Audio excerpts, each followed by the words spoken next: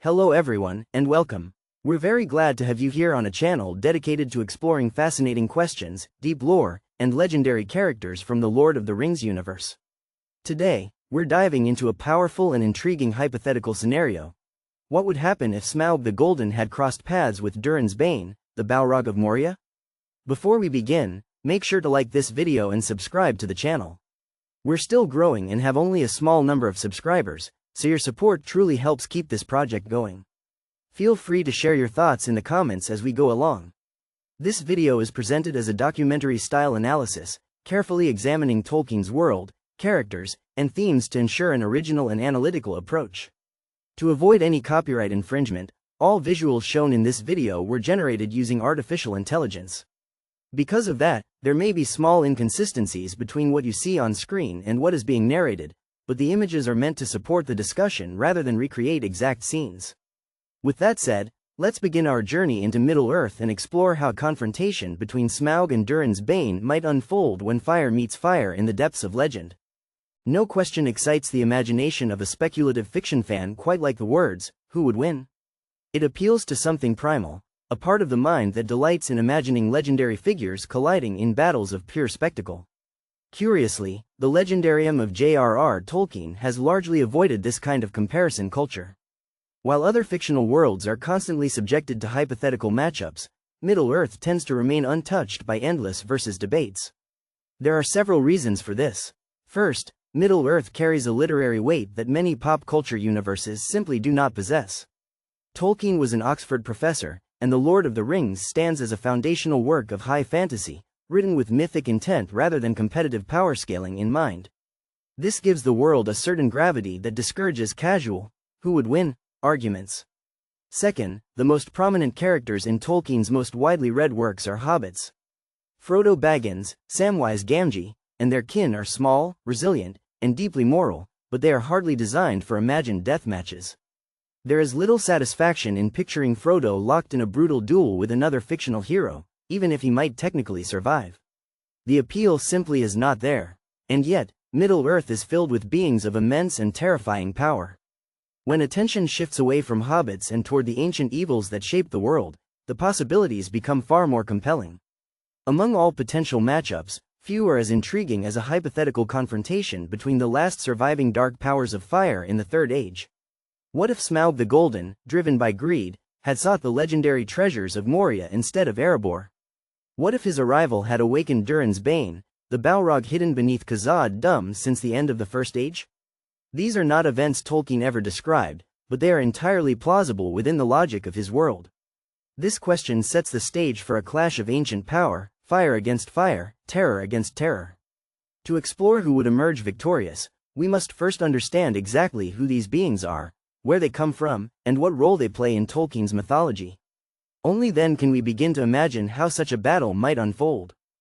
To move forward, we must properly introduce the two beings at the center of this hypothetical clash.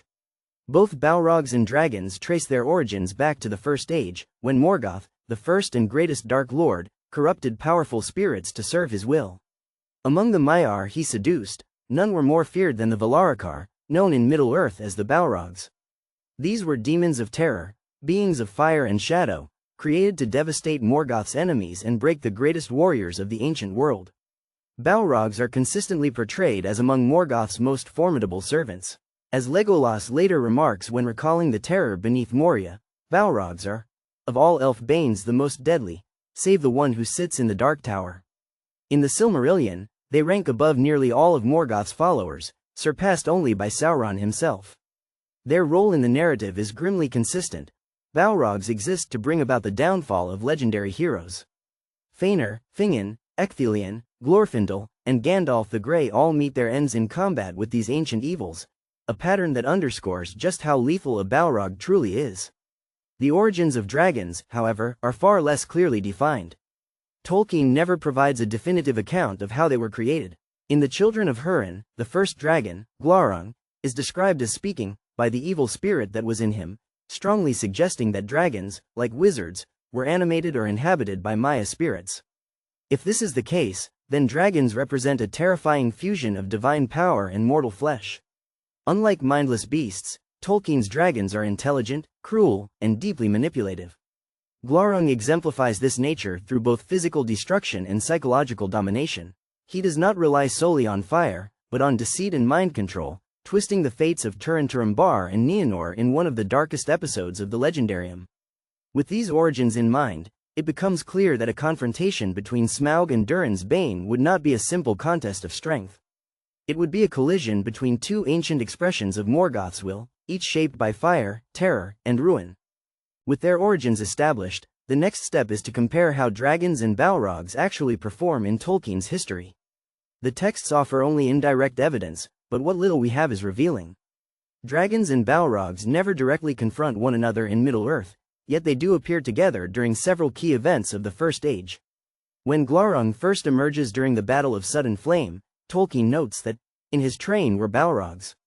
This phrasing is important. It suggests that the Balrogs either acted in support of Glaurung or, at the very least, operated alongside him as part of a coordinated assault. This detail hints at a hierarchy. If Balrogs were among Morgoth's most feared servants, then their presence behind Glaurung implies that dragons occupied a position of extraordinary importance within Morgoth's war machine. Glaurung was not simply another monster unleashed at random.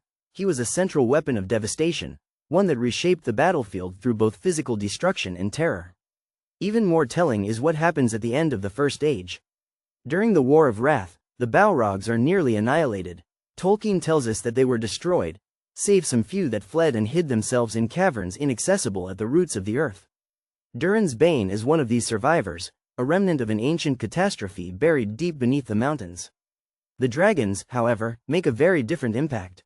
When the winged dragons, ancestors of Smaug, are finally released, their arrival is described as sudden and ruinous. So overwhelming is their assault that even the host of the Valar is driven back. Tolkien does not provide exact numbers, leaving us unable to determine whether this was due to sheer quantity or individual power. Still, the narrative emphasis is clear. Dragons changed the course of the war in a way the Balrogs did not. Another comparison comes later through Gandalf the Grey. Gandalf confronts Durin's Bane directly in Moria and succeeds in destroying it, though at the cost of his own life. Smaug, by contrast, is never faced so openly. Instead, Gandalf manipulates events from afar, guiding dwarves and a reluctant hobbit toward the dragon rather than challenging Smaug himself. Taken together, these moments suggest that dragons represented a greater strategic threat than Balrogs, even to beings who understood the true nature of Maya power. At this point, we are left with imagination, because Tolkien never recorded such a battle.